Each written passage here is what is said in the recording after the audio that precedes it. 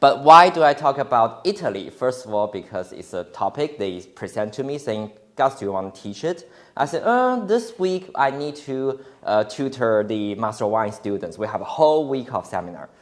But then I said, I still want to teach here because I've been to Italy twice. Oh, yeah. Well, more than twice, but focused wine region tours to Italy I've done twice, okay? One is in Tuscany and one was in Veneto. So of course, Italy is amazing. So I want to share some of the things I saw, hopefully. And there are some other places I've never been to, but I'm dying to go.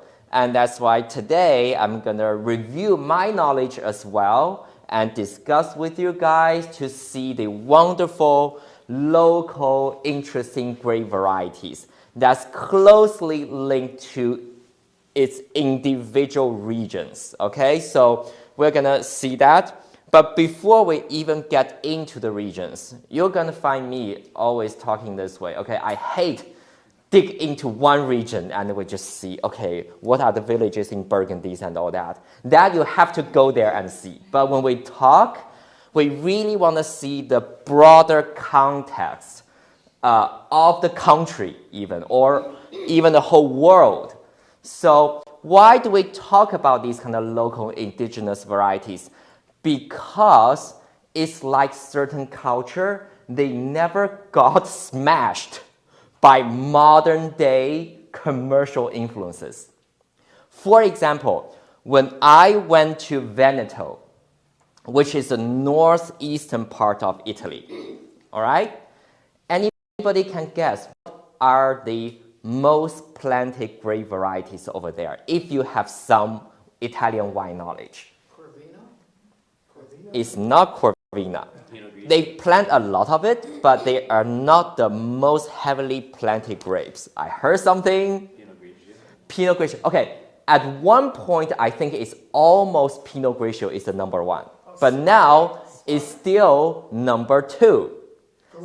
And the number one grape is indeed Glera, the Prosecco grape, which is sort of okay because Glera is also still sort of local, right?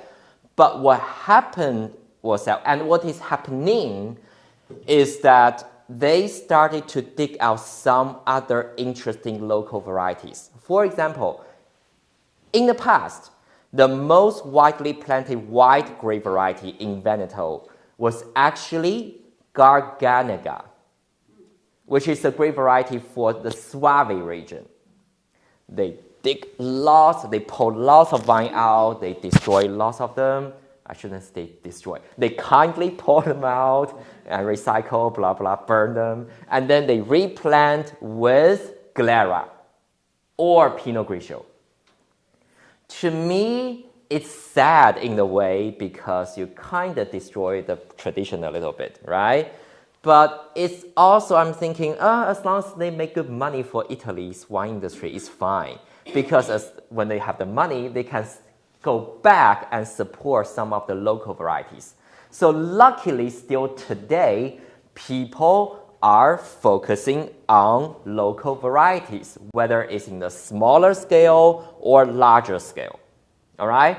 And there are some varieties go into extinction, they kind of save them.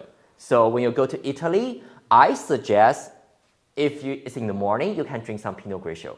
But please, at lunch, starting from lunchtime or to dinner, please try to drink more local varieties rather than international varieties.